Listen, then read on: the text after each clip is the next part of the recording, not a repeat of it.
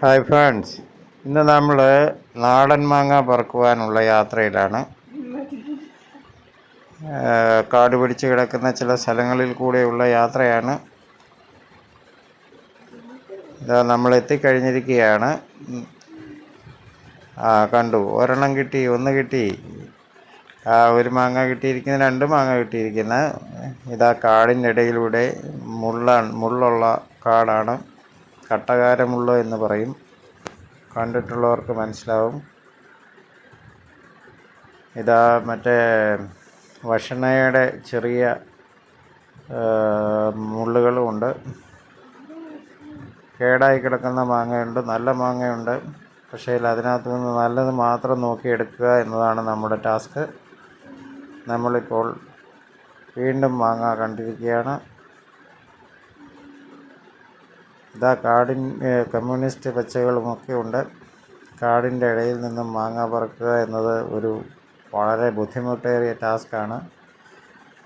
ഇത് കൂവയുടെ പൂവാണ്. ഇതാ പ്ലാവിൽ ചക്ക വളരെയധികം ഉണ്ട്. ഇതാ അതിൻ്റെ അടുത്ത് തന്നെയാണ് ഈ മാവ് നിൽക്കുന്നത്. അവിടെ വേറെ നിരവധി മരങ്ങൾ നിൽക്കുന്നുണ്ട്. നമ്മൾ മാങ്ങ പറക്കിക്കൊണ്ട് തന്നെ ഇരിക്കുകയാണ്. ചെറിയ ഒരു കുറ്റിക്കാടാണ്. ഇഴജന്തുക്കളും മറ്റ് ജീവികളുമൊക്കെ ഇവിടെ ഉണ്ടാകാൻ സാധ്യതയുണ്ട്. നേരത്തെ ഞങ്ങൾ വന്നിരുന്നപ്പോൾ ഇതിനെ കണ്ടിരുന്നു. അവിടെ ഇവിടെയുമൊക്കെയായിട്ട് മാങ്ങ കിടക്കുന്നുണ്ട്.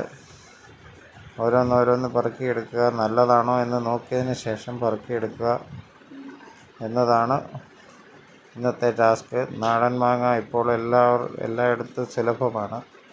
എങ്ങനെയാണ് നാടൻ മാങ്ങ പറക്കേണ്ടത് എന്ന ഏകദേശം ഒരു വീഡിയോ ആണ് ഇപ്പോൾ നിങ്ങൾ കണ്ടുകൊണ്ടിരിക്കുന്നത്.